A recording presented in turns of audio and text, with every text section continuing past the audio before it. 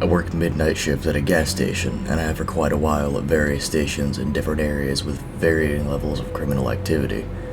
I have regulars, of course. I'm a small-statured woman, as is my partner the other half of the week, and we've always been partners. So these regulars often don't worry about us and keep watching creepy occurrences when they can. I had one man who worked in the metro an hour away who would stop in every morning for his cigarettes. He never smiled or seemed friendly as I often do, and tried to think of what I could do that might make him smile one day. It took many months, but finally I pulled it off by having his cigarettes ready on the counter and already scanned for him to pay as he walked in. He smiled and then asked me, "Do you ever get scared on the night shift? You're a small girl, it's not safe." I said I sometimes did, but could lock the doors and hide if we had to. And that the provincial police, think state troopers if you're American, had a station close by and came in often to get their highway vehicles washed. I had a good rapport with those police. He nodded and then told me about the story when he first moved out of our country, from Eastern Europe, with his wife and child back in the late 80s, early 90s. He fell asleep at work one night at the gas station he worked midnights at. When he woke up, the phone had been ringing for hours and his manager was shaking him violently, asking him if he was alright. He was fine, he said. What was the problem? He was sorry he fell asleep. His manager screamed that it was fine, and he fell asleep to look outside, and all the motor oil was missing, and outside the place was a mess. The thieves had come, swiped all the oil, and left him be just because he had slept through the entire thing, and then moved down the road to the next station for an encore. At that station, the clerk was awake and fought back, so the thief stabbed him to death and left him to bleed out. When he finished telling me this, he concluded with, "If you ever feel sleepy, just lock the door and do it. It might save your life." I don't work at that station anymore, but I think about the guy all the time and wonder how his grandkids are. Here's a link to the article talking about the other poor clerk's killer I finally found 25 years later. I'll be linking this article in the description if you guys want to read it. I was 16 at the time, and I had barely gotten my license. I had a friend in school, a girl who was mostly considered boy crazy, but to my disappointment, she wasn't interested in me. Typically popular good-looking girl who was into jocks and the nerdiest kid in class, but we were very close and she would tell me all of her struggles and then delete the messages, mostly because the guys she liked were very possessive. In the dead of night in the winter, I got a call from her. It was very unusual, mostly the calling, but it was also a school night and it was very late. She was speaking in a hushed voice asking me to come pick her up. I knew something was wrong, but she had to hang up after giving me the address. This was before GPS, and I barely knew how to get to school, but I printed out a MapQuest route to her boyfriend's house in a different city. She asked me to bring her clothes, specifically a shirt, underwear, and some sweats. I pushed my car out of the driveway, coasted until I was sure that my parents couldn't hear it. I got to the house, and she came out obviously trying to make as little noise as possible. She was naked, makeup smeared from crying, hair matted. She got in the car and told me to take off as she puts her clothes on. I asked what happened, and all she could say without breaking down is that she got in the car and told me to take off while she puts her clothes on. I asked her what happened, and all she could say without breaking down is that she went to her boyfriend's birthday party and woke up like this with no memory. She woke up in the middle of the room with all of his friends and him also naked. I took her home, snuck back into the house 2 hours before I had to get up for school. We never spoke of it again. I didn't think much of it, but 17 years later I have my own kids and a daughter who's the light of my world, and I can't tell the story without crying. She's been married now with kids to a seemingly good guy for over a decade. We don't talk anymore, but I still check her Facebook from time to time and hope she's okay now. When I was 17, I was hanging out with two friends, and they wanted to go smoke weed in the woods. I didn't feel like it, so I drove them and waited in the car. After a while, I was getting bored and decided to go meet them, but there were 4 paths going off in different directions, so I just took the biggest one. After walking for a few minutes in the pitch-black forest before flashlights on phones, I would come across this dip in the trail and on other sides of the bench, lightly visible due to the moonlight. On the bench is sitting a man, and another one is standing in front of him, but I can only make out silhouettes. Being sure that these are my friends, I yell out to them before walking over. If you ever walked in the woods at night, it's just an uneasy feeling all around, so I was cautious to begin with. Well, it turns out, just after yelling out to my friends, both silhouettes turned towards me. Not a word, not a sound. The guy sitting there starts sprinting full fucking speed towards me in complete silence.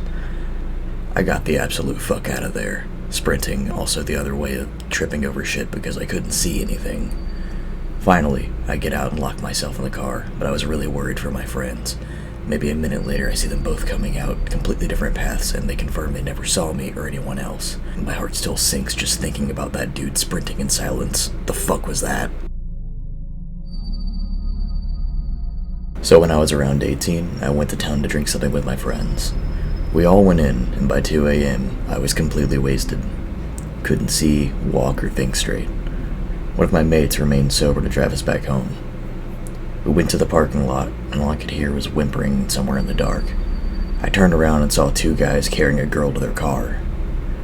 I got closer, and now I could hear her voice. She obviously was drunk, but she repeated "no" and "I don't want to" over and over. Adrenaline kicked in, so I became sober instantly. I screamed at them and immediately called the police. I wasn't fast enough so they could get in the car and drive off, but I saw the license plate, gave it to the woman, and I talked to the police station when they informed me about 10 minutes later they arrested the 2 guys. The whole scene was so terrifying. My brother was dating the love of his life up until a few years later. They met because they both worked in a restaurant. He was a piano player, she was a waitress. Things were going amazingly between them. The only problem was, she had a jealous ex. He knew when they left work what shifts they'd work since it was the same each week. He decided for whatever reason he was going to teach my brother a lesson for dating his ex, and planned to attack him with a Stanley knife when he left work one evening. That night, my brother and his partner were getting ready to leave, and he stopped for a second to talk to a colleague, meaning she left first. As soon as she stepped out the door, he slashed her throat, and then ran. She died in front of him. That attack was meant for my brother. He's gone through a lot of therapy and down some very dark paths since, but finally it's coming out of the other side of it. But it's terrifying how close I am to losing my little brother and how much he lost as a consequence because of some fucking deranged nut job. If I could get my hands on the guy, I'd get locked up myself, but he's in prison for a long time, and so far he's staying there. I was about 6 or 7 years old and went with my family to this man-made lake. Family Park Place in South Georgia. Basically a big dugout pond. The owner put a bunch of beach, sand, and palm trees around and charged admissions for people who would come. Park the cars, grill and swim for the day. Also had a big, unsafe as hell water slide that kids got hurt on. So where my family would park was in front of the little island that was a clump of sand about 30 yards off of the shoreline. I was not the best swimmer, but the depth was just above my head so I could bob up and down and bounce. Bouncing out of that little island one day, we were there. My foot came down into what felt like a face. Felt what was a nose on my toe. The thing I remember is the feeling of hair flowing between my toes. The feeling of fine hair waving in the water. I freaked out for the longest time and just sat on the shore. I was a little kid and didn't think anything about it. I can still remember the scared parents running around yelling their kid's name, asking if anyone had seen their little boy. They pulled his body from under the water right in front of that island. I'm 47 now, and I can still remember the feeling of his hair between my toes.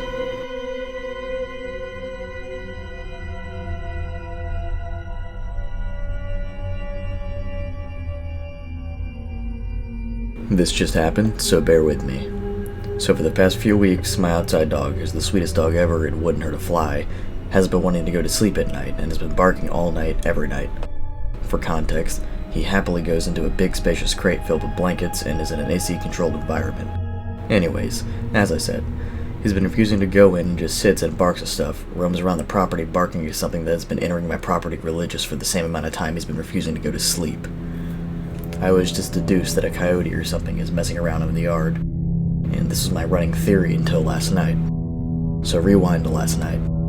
I exit my back door like usual and try to get him into his crate, and he refuses. So I figure he just doesn't want to go since it's summer and the weather is nice. I return inside, and not even 3 hours later I was woken up by him barking and growling up a storm. I proceeded to yell his name as he comes running. Something proceeds to make a garbled noise as he runs away. He comes running to me and sits at my feet, but when I try to take him inside and put him in the crate, he gets between my legs and refuses to let me go any further. His dog is heavy and strong, by the way, so he easily overpowers me. So I proceeded to get back inside and lock up, go to sleep again for the night. I woke up at approximately 8:30 a.m. and went outside to get my dogs food for the morning, along with a fresh bowl of water, and I remember what had gone on the night before. So I decided to check out the yard since it's daytime, and as I was searching I found something that seemed to be a footprint leading towards the barn on my property. After leaving the whole day to sit and see what happens, I decided to go in there. There was a whole bunk up there, sleeping bag, food provisions, and lots of other stuff. I called the police immediately, and they found the guy trying to get off my property. TLDR, the guy was living on my property for who knows how long without me knowing.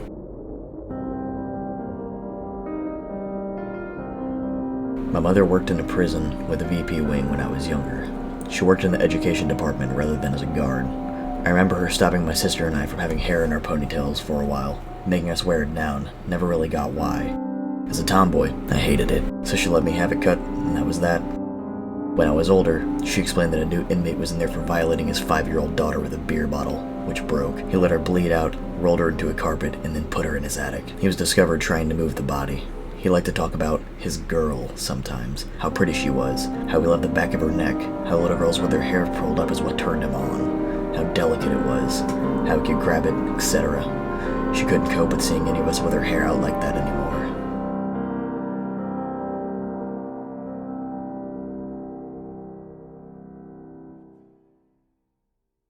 This girl I knew wasn't answering her phone when I was calling or texting. Finally she does, said she's locked in some guy's dorm room in Embeck. I get on the phone with the guy and we start arguing. I say I'm on my way to deal with it. When I get to campus, she tells me she got out, and I pick her up. I wanted to confront him and she says no, that he seemed really creepy. So fast forward a couple of days later, and this guy finds my AOL Messenger, yes AIM, and is threatening me and showing me that he knows my whole legal name and address. But this was also like 2005, so stuff like that wasn't as easy to find on the internet. He threatens to kill me and the girl. When I call his bluff, I let him know that I'd be ready to meet up anytime, anywhere, because I figured he was a keyboard warrior. A few weeks later, he went on a date with someone from MySpace, brutally killed and raped her. He mutilated her body so it would be hard to identify her. He ended up pleading guilty to spare himself the death penalty. John Gomer is his name, and they called him the MySpace Killer. My grandparents are Dutch immigrants in New Zealand, and in the 1970s, they had a caravan that they took out camping to a rural part of the North Island for my little family fun trip. My mom and siblings would have been 10 or younger at the time. They were out in the middle of nowhere, near a lake in the rainforest, and after the kids had gone to sleep, my grandparents stayed awake a little while, just reading, etc., having a cup of tea. They started hearing strange noises, like footsteps outside, twigs breaking, maybe a hushed voice, but thought they were getting paranoid. They were getting a bit freaked out at this point, but assumed nothing, and they'd be safe. Grandpa told me that he couldn't go to sleep, and suddenly heard definite footsteps right outside the caravan door. He peeked out the window of the caravan, and it was completely pitch black out. He could still see the glowing cigarette of what must have been a pretty tall man standing right at the door of the caravan. He could still hear other footsteps too, even though whoever was smoking the cigarette outside the door was standing dead still. He told me he'd never been so scared in his life, but he had to do something because he and his wife had 4 kids sleeping inside the caravan, and so he grabbed his butcher's knife. He was a butcher by profession, Lord knows why he had it on the family camping trip. Opened the door, confronted or yelled, whatever he could do to scare the crazy people away. But when he opened the door and saw no one and heard no noises, he thought he was going crazy. But he saw a cigarette butt on the ground outside the door, freshly finished. He got into the car straight away. He had everything ready to go, luckily, because he'd already planned from the beginning to drive out early the next morning anyways. He drove everyone away and found somewhere else near town to stay instead. Story freaks me out every time I think about it.